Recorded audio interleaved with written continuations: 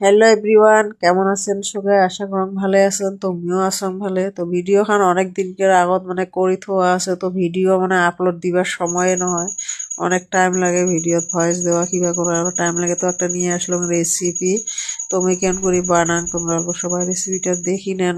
Soybean আলুর ডাল দিয়ে যে কোনো লাবড়াত খাওয়া হয়, তো ভাবলাম আজকে অন্যরকম করিয়া অল্প বানান সোয়াবিনটা কেমন লাগে খাইয়া দেখুন। ফার্স্ট টাইম তো বানালাম। তো সয়াবিনটা ভালো করে গরম জল দিয়ে ধুয়ে নিলাম।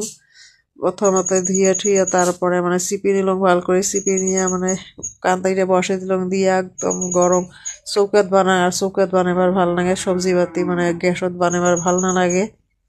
ওর জন্য চৌকাতে তো কান্দাইটা গরম করিয়া সোয়াবিনগুলা ভাজি নিলাম। ভাজি টাজি নিয়ে তারপরে পিঁয়াজ মরচটা ভাজি নিলাম অল্প, নিয়ে তারপরে রসুন আর পিঁয়াজ বাটা আসলো ওগুলা দিয়ে দিলাম, দিয়ে অল্প লাল করে ভাজি নিলাম। আর চৌকাত ঠিকছে জাল দিয়ে ভাজলে ফটাফট হয় চৌকাত রান্দা। তো মোর এই যে সবজিটা বানা হয়ে গেল, আর জল টল দিয়ে তারপরে সোয়াবিনটা দিয়ে অল্প যে লবণ টবণ দিয়ে ঠিক করে। তো টাটা বাই বাই, কেমন হয়েছে?